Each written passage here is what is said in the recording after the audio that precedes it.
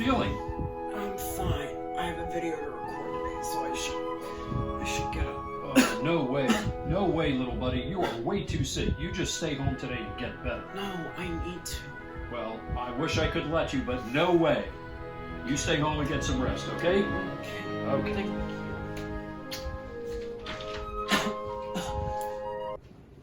They bought it. One of the worst performances of my career, and they never doubted it for a second. Now, normally in my morning routine, I like to listen to a bit of music. A classic. This'll do. Now, normally you'd be hearing the soothing sounds of Pink Floyd's Dark Side of the Moon, but due to YouTube's broken copyright system, you'll be listening to this royalty-free music instead. Now, when faking an illness, a lot of people would give you different advice and non-specific symptoms to try and fake your parents out. Well, I see that as a bit of a problem because on more occasions than not, you could end up in a doctor's office, which is worse than recording a video. So, the only thing that I use and the only thing that I need is just have my parents be actors on a script.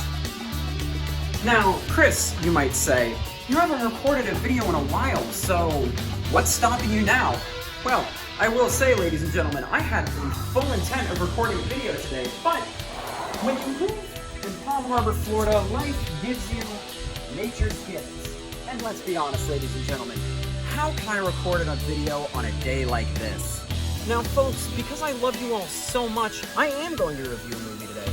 And what better movie to review on my day off than the one I'm parodying right now?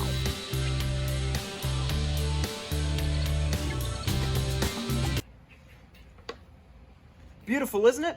Much like the movie we're reviewing today. Ferris Bueller's Day Off is a 1986 high school comedy directed by the legend of comedy movies himself, John Hughs. Starring Matthew Broderick as Ferris Bueller, the movie shows Ferris faking illness, much like I did today, in order to take a nice, well-deserved day off from school. Now, this movie, as I stated before, is by the legendary John Hughs, who is really used to committing plagiarism on his own works of coming-of-age high school movies. But a person should not believe in an ism. He should believe in himself. Now, what makes this movie different than every other John Hughs movie, like 16 Candles and The Breakfast Club, is its use of comedy. Each one of the rest of those movies all had a much more serious tone, and while they had comedic undertones, none of them were like Ferris Bueller, who often turns his thoughts to the audience and breaks the fourth wall in order to maybe explain a joke or just go over what his plan is. Now, don't get confused. Ferris Bueller is not a smart comedy like Scott Pilgrim, which we reviewed last week, but it's good comedy. It's humorous, it's fun, and it shows Ferris getting into antics that you wish you could get in yourself. And that's where a lot of people tend to love this movie. It's the kind of film and the kind of character that you wish you could be. Now, excuse me.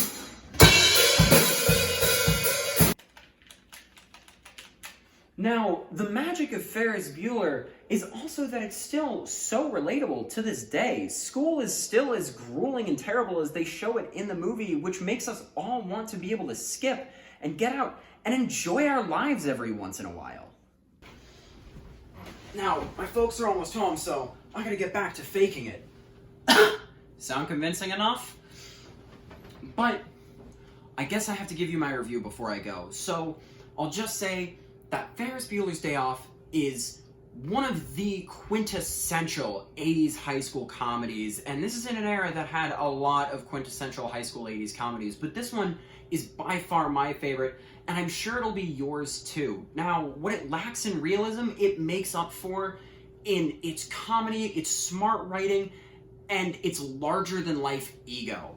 So I'm gonna have to give Ferris Bueller's Day Off an 8 out of 10. See y'all next week.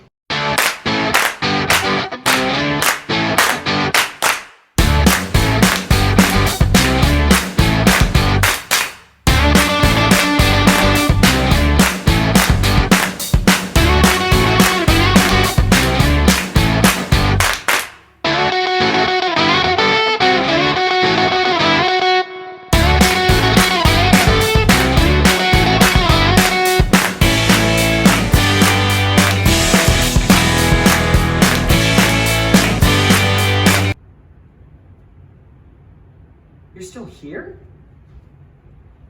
What are you doing? The video's over. Go home. There's nothing left to see here, no more content. I mean, if you're here, you might as well like and subscribe, but no more. Goodbye. Peace.